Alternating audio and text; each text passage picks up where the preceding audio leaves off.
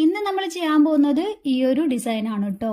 അപ്പോൾ കസ്റ്റമർക്ക് ഈ ഒരു ഡിസൈൻ ടോപ്പ് ബോട്ടം സെറ്റാണ് വേണ്ടതെന്ന് പറഞ്ഞിട്ടുണ്ടായിരുന്നു. പക്ഷെ ചെയ്ത് വന്നപ്പോൾ ആൾക്കത് ഷോള് കൂടി വേണമെന്ന് ലാസ്റ്റാന്ന് പറഞ്ഞിട്ടുണ്ടായത്. കാരണം ആൾ ഫസ്റ്റ് ടൈമാണ് ഒരാളെടുത്ത് ഡിസൈൻ ചെയ്യിപ്പിക്കുന്നത്. റെഡിമെയ്ഡ് മാത്രം യൂസ് ചെയ്യുന്ന ഒരു വ്യക്തിയായിരുന്നു. അപ്പോൾ അതുകൊണ്ട് തന്നെ ആൾക്കൊരു കൺഫ്യൂഷൻ ഉണ്ടായിരുന്നു, എനിക്കിത് പറ്റുമോ അല്ലെങ്കിൽ ഈ ഒരു ഡ്രസ്സ് എനിക്ക് ചേരുമോ എന്നുള്ളതൊക്കെ ഭയങ്കര കൺഫ്യൂഷൻ ഉണ്ടായിരുന്നു. പക്ഷെ ഞാൻ പറഞ്ഞു ഓക്കെ, നിങ്ങൾ പേടിക്കണ്ട, ചെയ്തു തരാമെന്നുള്ളത്.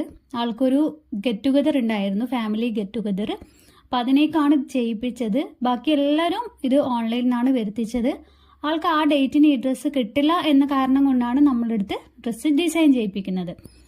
അപ്പോൾ അതുകൊണ്ട് തന്നെ ആൾക്കൊരു കൺഫ്യൂഷൻ ഉണ്ടായിരുന്നു. പക്ഷേ നമ്മൾ പറഞ്ഞു കൺഫ്യൂഷനൊന്നും വേണ്ട, ടെൻഷനും വേണ്ട, എന്തായാലും നമ്മൾക്ക് ഇത് നന്നായിട്ട് ചെയ്തു തരാൻ പറ്റുമെന്നുള്ളത്.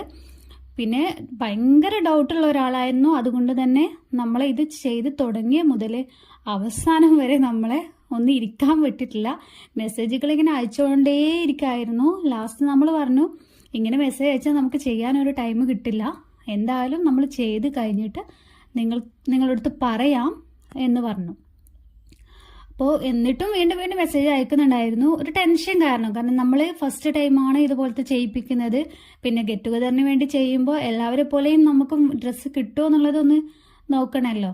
അപ്പോൾ ആ ഒരു ടെൻഷൻ ആയിരുന്നു ആൾക്ക്. അത് നമുക്ക് മനസ്സിലായിട്ടുണ്ടായിരുന്നു. അതുകൊണ്ട് തന്നെ നമ്മൾ റിപ്ലൈ കൊടുക്കാനും ശ്രമിച്ചിട്ടുണ്ടായിരുന്നു.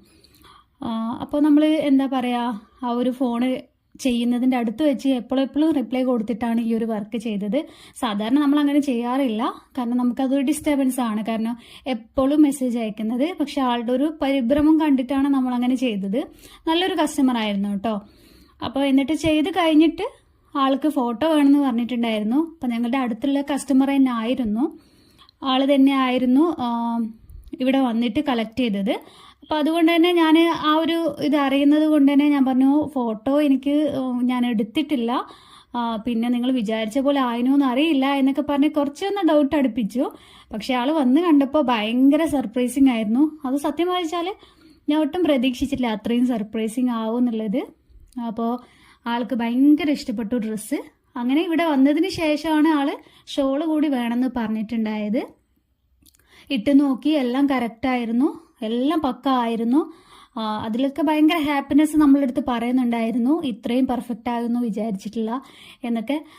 ശരിക്കും പറഞ്ഞാൽ എനിക്ക് റിവ്യൂ എടുക്കാൻ പറ്റിയിട്ടില്ല എന്നുള്ളതാണ് എൻ്റെ ഏറ്റവും വലിയ നഷ്ടമായിട്ട് എനിക്ക് തോന്നുന്നത്.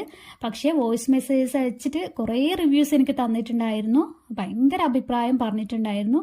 അപ്പോൾ താങ്ക് യു. ഞാൻ 8 ഫോട്ടോസൊക്കെ